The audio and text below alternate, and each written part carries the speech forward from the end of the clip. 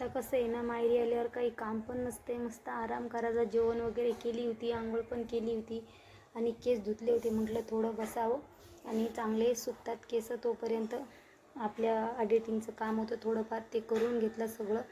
आणि साडीवरच्या बांगड्या आणायला जायचं होतं बाहेर. मग केस वगैरे सुकल्याच्या नंतर जेवण वगैरे सगळं झालं होतं आणि आरामच चालू होता. मग म्हटलं चला आता साडी घालायची कार्यक्रमासाठी, तर मग बांगड्या पण घेऊन यावे मॅचिंग. गेले तर खूप अशा छान बांगड्या होत्या, मॅचिंगच्या घेतल्या आणि दुसऱ्या भरपूर होत्या, तर मग घेतल्याने पण खूपच छान होत्या बांगड्या भरून आले. थोडेफार शॉपिंग पण करून आले.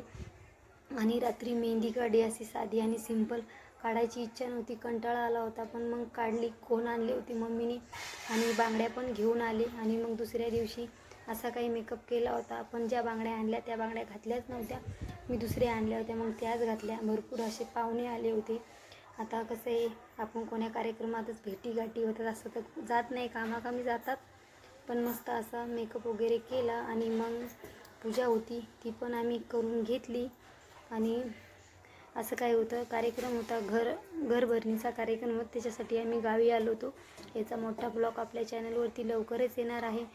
पूजा वगैरे सगळी झाली, वंदन वगैरे केलं आणि जेवण मग सगळ्यात लास्टला गेलो जेवायला. पूर्ण कार्यक्रम आवरल्याच्या नंतर खाली जेवण होतं, मग जेवण वगैरे केलं. आजचा